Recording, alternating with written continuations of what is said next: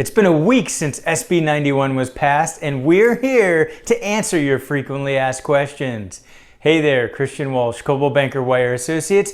We're real estate brokers based in Southern California, helping tenants and landlords, buyers and sellers in California and beyond. And we're here with updates on SB 91, California's newest law related to evictions and non-payment of rent due to COVID-19. So it's been exactly 1 week since the bill was signed into law. We already did part 1 of this video, and we encourage you to watch that. It's time for part 2. And we got a lot of ground to cover in this one. We are going to go through the notices that a landlord must deliver to a tenant. We're going to talk about the rental assistance program. We got some more updates on that, including a website to visit.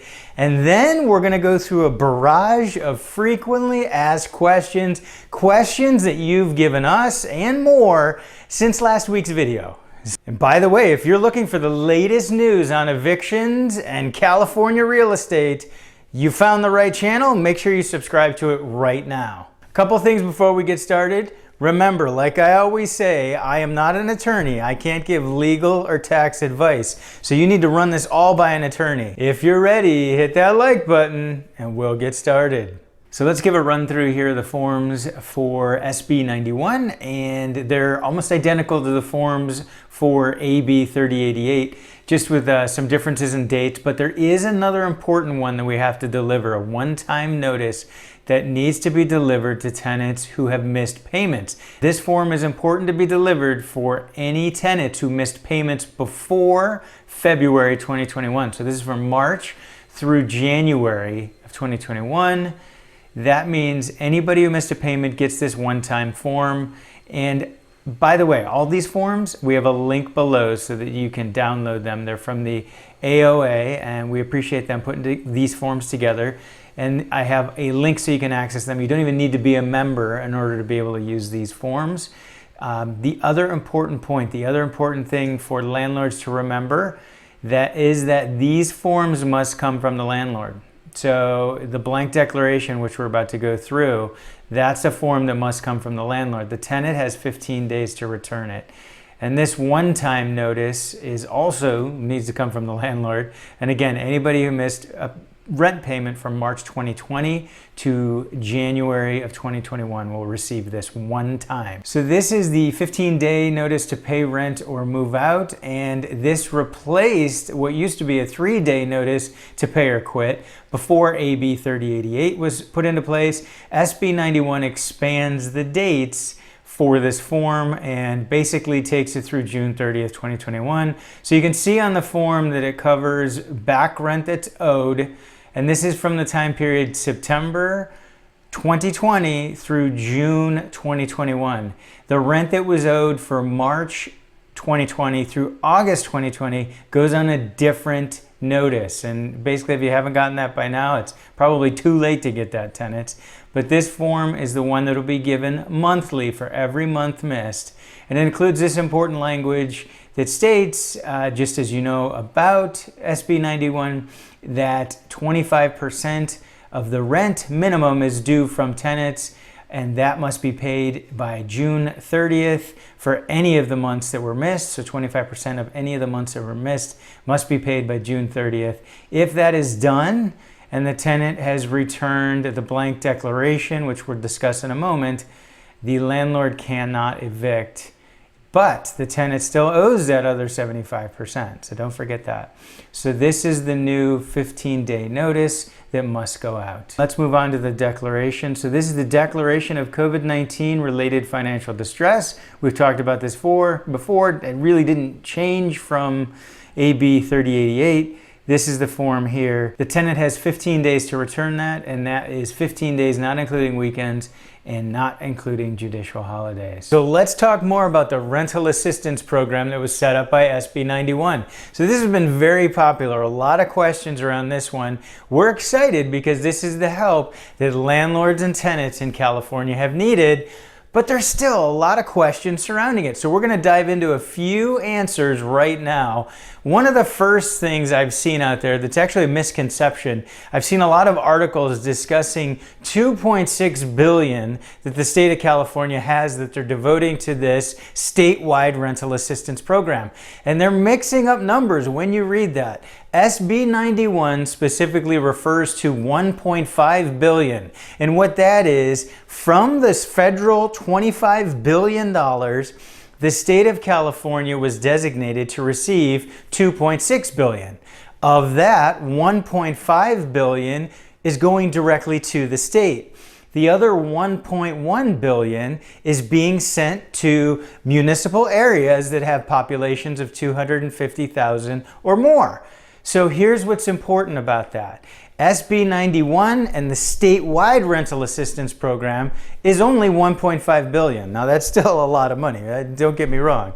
The other 1.1 that makes up that 2.6 number we've heard about, the other 1.1 is going to municipalities throughout the state.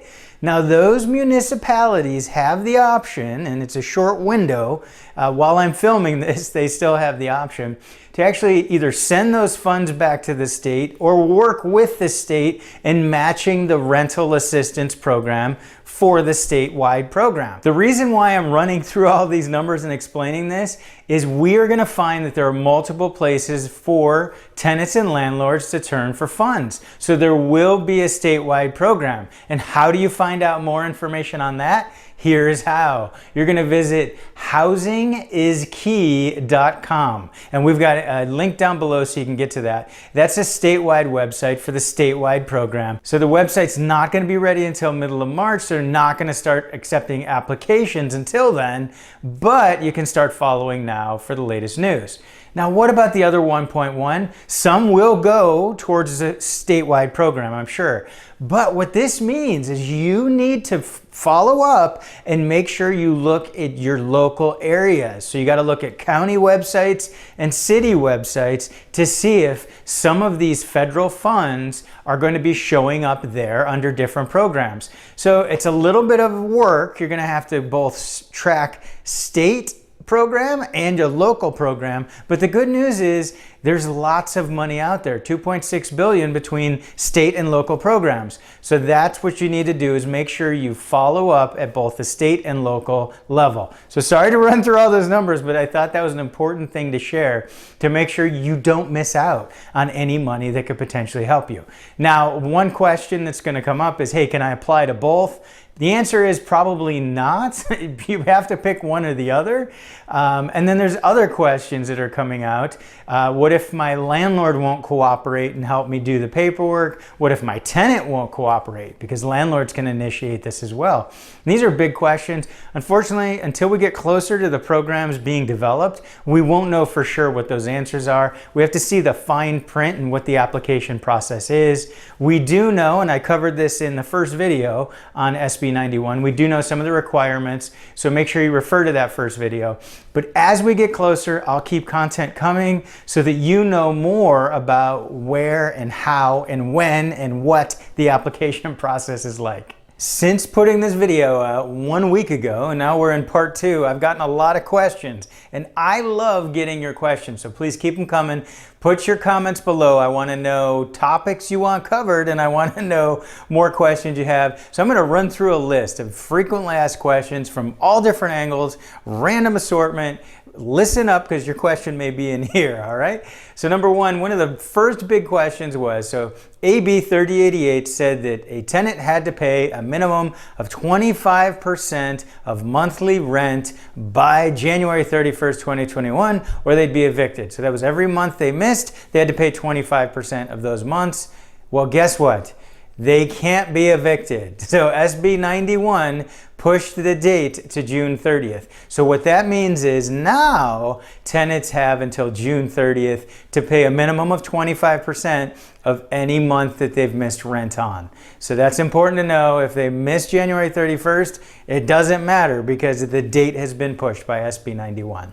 Another big question is late fees. So AB 3088 did not address late fees. Some local eviction moratoria like Los Angeles said no late fees. Guess what? SB 91 says no late fees. And that means also no late fees on your late fees. So they would just kept piling up. So basically SB 91 said no more late fees. And from what I heard from one attorney, this means going back. So as soon as a declaration was received by a landlord, they can't charge late fees, and that means going back to the very beginning. So run this by your attorney, but late fees are a thing of the past. Another big thing in SB 91 is how rent is credited. So if a payment is made by a tenant, let's use the example. Payment is made of 50% of the rent on February 1st, but they owe back rent. So they maybe stop paying in March. How must that rent be credited? The landlord used to be able to take that and credit it to the back rent that was owed,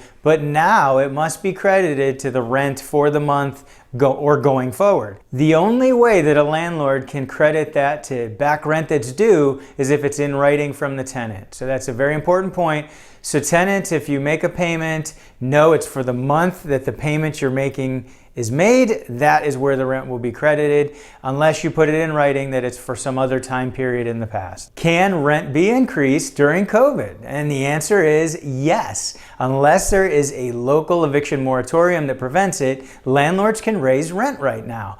Don't forget, landlords, that you are capped on raising rents due to AB 1482. I've done lots of content on that, but what it says is if a property is non-exempt, the maximum that rent can be increased is 5% plus the consumer price index, which lately is under 1%. So that's the maximum that a landlord can raise rent in an annual period. A quick one, does SB 91 apply to commercial properties? The answer is no, it is only residential properties. Can a landlord sell with a tenant who isn't paying rent? And the answer is yes. I did a video on this. I'm going to keep this content coming, and we can help you with that, landlords. If you're at the end of your rope and you need to sell a property, even if the tenant's not paying rent, it can be sold. We are experts in this. We can help you locally, and then if you're not local, if you're somewhere else in California or beyond, we will find an agent who specializes in it and can help. This week we found agents in Palo Alto, Los Angeles, and Castro Valley to help landlords who just cannot go on anymore without payment of rent. So there's very specific rules and regulations to this, so you need to make sure you have an expert. This question dovetails into it, and this is a big one. Can a landlord give a 60-day or 30-day notice just because they're selling? The answer is no. And I have seen this happening way too many times. And tenants, this is important for you to know. If you get a notice and it says you got the notice because the landlord is selling, that is not an allowable, no fault, just cause reason to terminate a tenancy. So, landlords, make sure you get an agent who knows what they're doing. Tenants, if you get that notice, you can let them know that that is not an acceptable notice. Of course, talk to an attorney. I can't give legal advice. Another big one, what if a lease has just expired or is expiring during the SB 91 time periods, during the transition time periods? And the answer is a landlord cannot terminate the tenancy just because the lease is expiring. So this is a big change. Normally, a landlord could give a notice of non-renewal as a lease is coming up, or some leases just say it's over. That's it. It doesn't turn into a month-to-month agreement. But this is not, according to attorneys I've spoken with, this is not an allowable, no fault, just cause reason to terminate a tenancy. So just because a lease is ending does not mean that the tenancy is automatically over. Whew, I covered a lot of ground. I hope you found that helpful. I know there's going to be other questions, so make sure you leave them in the comments below. I appreciate you listening and tuning in. We're bringing you this content. We're some of the first out there to go in depth into SB 91. I appreciate all the kind words you guys have given me out there, all the commenters. Thank you very, very much. We hope this is helping both tenants and landlords.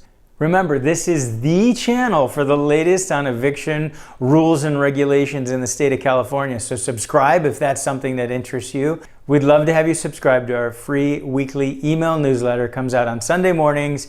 Just click the link below and put your name and email address in there, and we'll have that coming your way. We go into topics like foreclosures, market updates, things like you're watching right now, and more. Don't forget, if you need a good agent to give you guidance in your local market, if you're outside mine, I can make that happen, so please reach out. Thanks for tuning in. This has been Christian Walsh, Coldwell Banker Wire Associates, and I appreciate you.